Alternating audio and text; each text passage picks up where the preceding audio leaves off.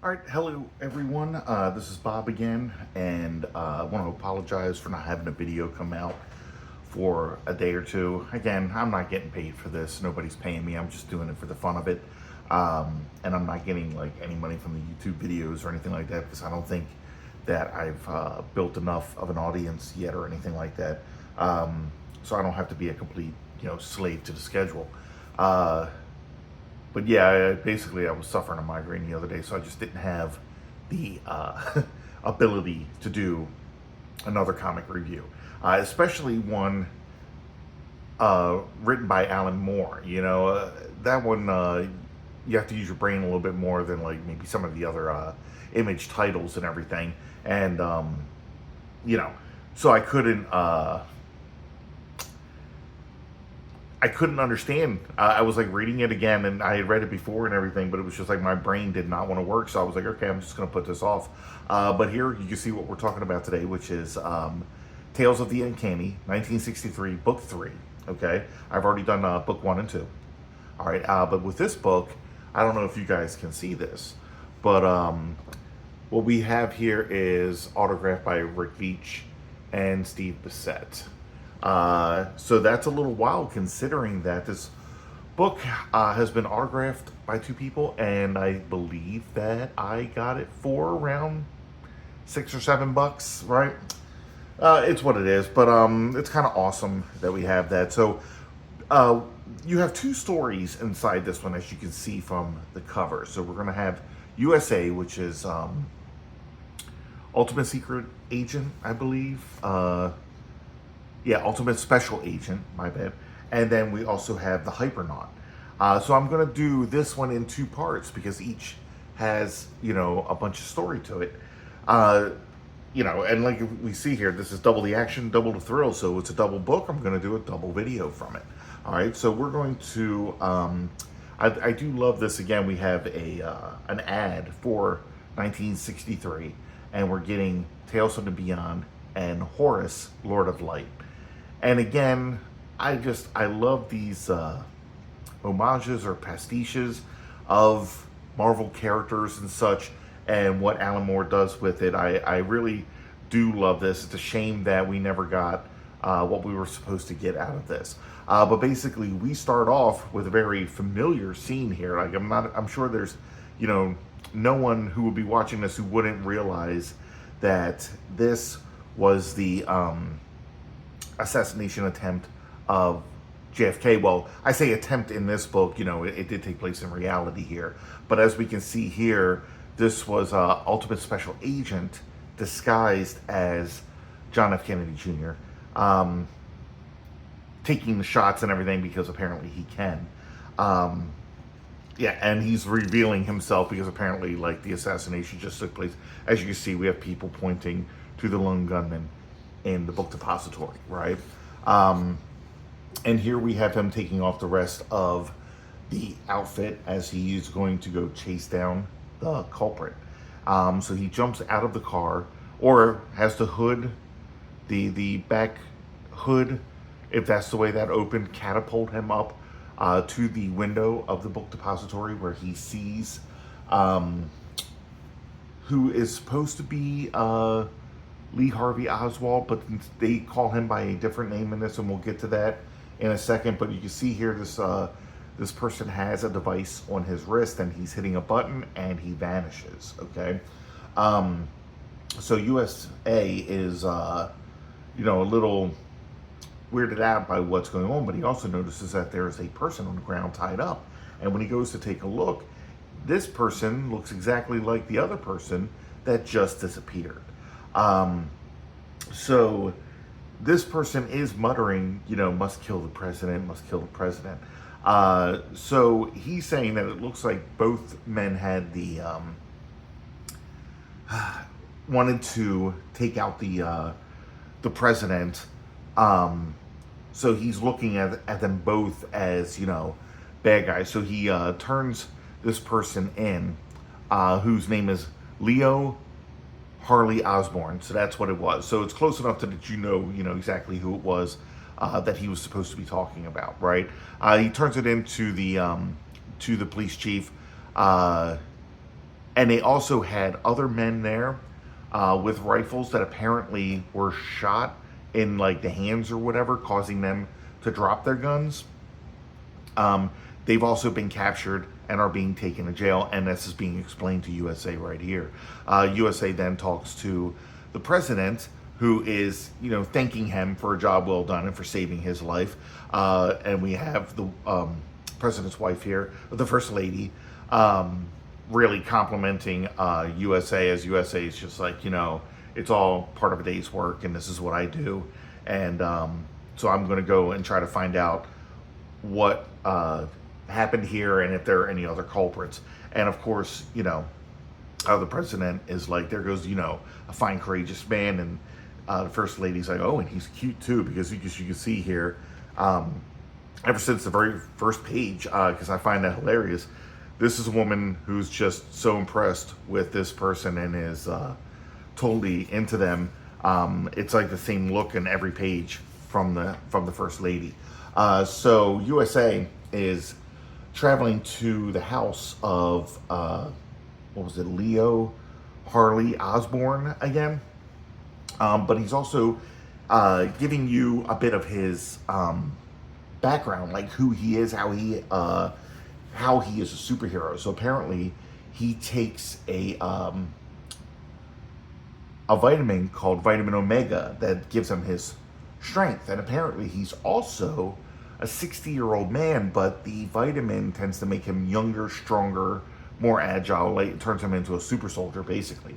So like, we get what he is, like it's explained to us. We're getting the full story of what kind of character he is and everything in just a few short pages. Remember, this is a double issue, so we're probably getting about 10 pages or whatever of this story. So he goes into Leo's house, and is having a look around, and you can see here that, he's got the newspaper showing that President Kennedy will be in Dallas. He's saying here he's got the Communist Party membership card, okay? There's a bunch of files and everything hidden in his nightstand. He's going through the files and seeing that, this is like a massive amount of evidence showing that Osborne was a person who was out to kill the president. But then he's reading something when he realizes to himself that he knows who's behind all of this. And it was the name Brian Ruby that brought that about. Now, of course, they don't tell us yet. They're leaving us, wondering what's going on as USA runs out of the room.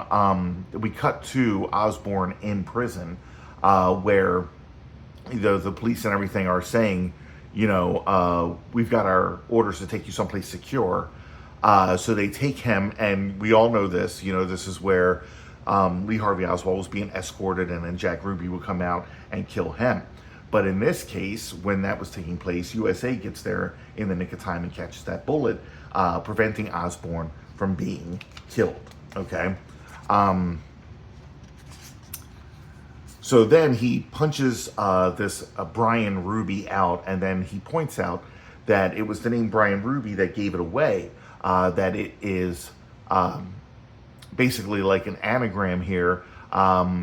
Rubies are red, and Brian is all the letters, but if you rearrange them, you get Red Brain. So of course, it's like a play on a Red Skull, Captain America's, arch enemy. So now we have the Red Brain here, who apparently is made completely of brain. Okay, so that's a wild thing. He's also kind of short, but it was his plan to do this. And he can also use a brain blast to hurt people. So that's what he does to USA right here. And apparently he's more powerful now, as he's saying in his monologue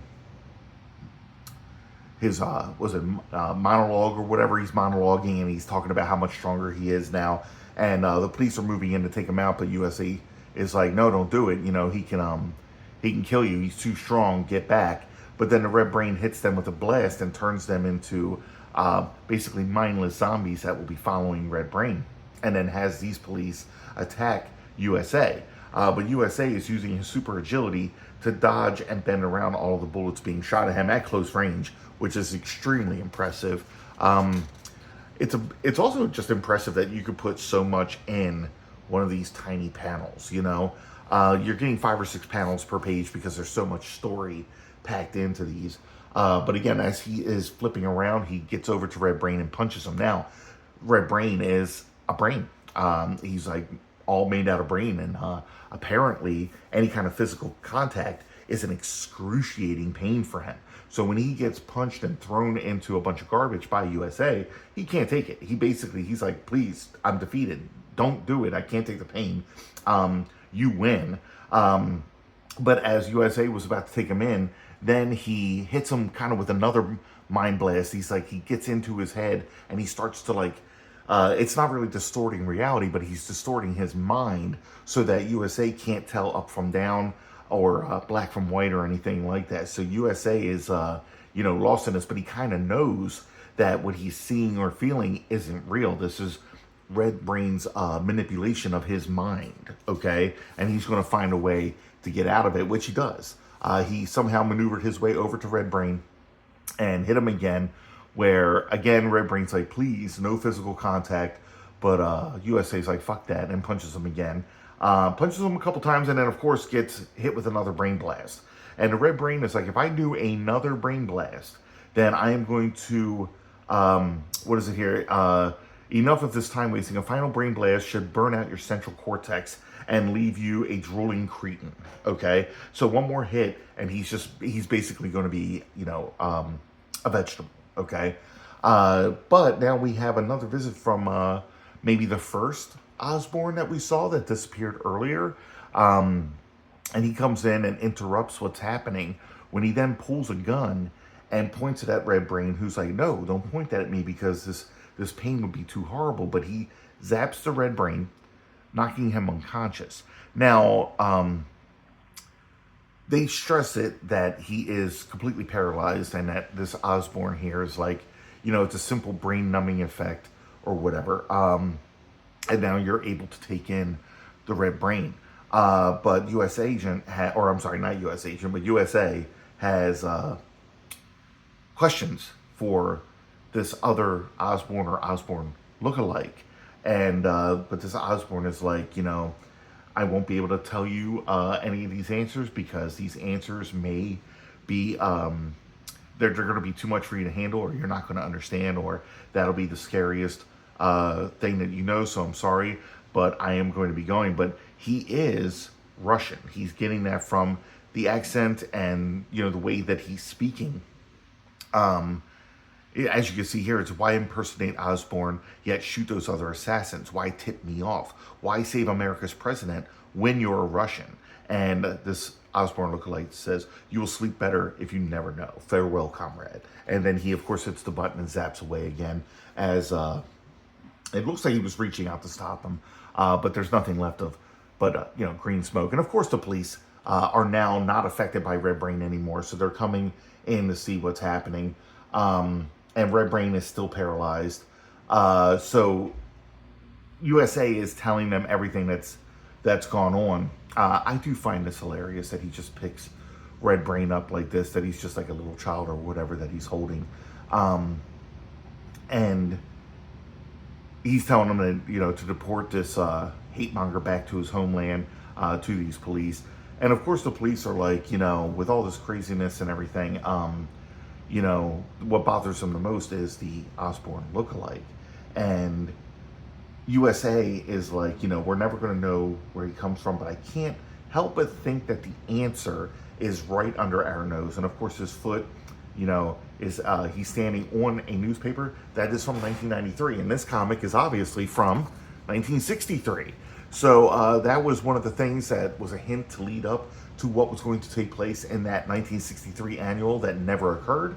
But this is the end of the USA story part of this comic.